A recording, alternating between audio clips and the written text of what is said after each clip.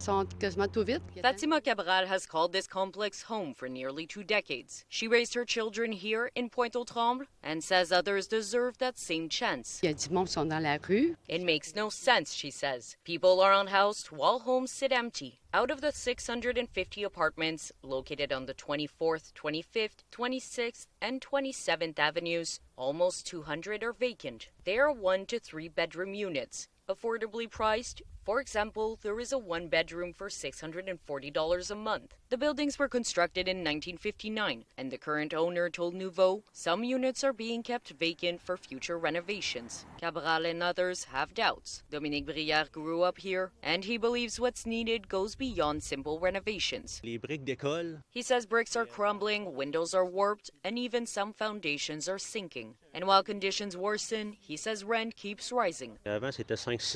Increases used to be a few bucks. Now, he says, they hit over $30. Another tenant, who asked to remain anonymous, says things got even worse since the pandemic. Her rent has gone up $100 over 3 years. She lives on a fixed income and says this place, for all its problems, is still a lifeline. Her voice shakes as she talks about people stuck outside while hundreds of homes sit empty. The city of Montreal says it's taking action. Noovo obtained a letter being sent to the owner, demanding answers and warning the city will use its right of first refusal, meaning the city would have first dibs to buy the buildings if they're put up for sale. But housing lawyer Manuel Johnson says that might just benefit the landlord. The question is, at what price? There's nothing in the law, that legal tool, that obliges the owner to sell at a certain price. He calls the current system inadequate and holds governments accountable. Holding on to habitable, empty housing, Johnson calls that purposely harmful. It's against the greater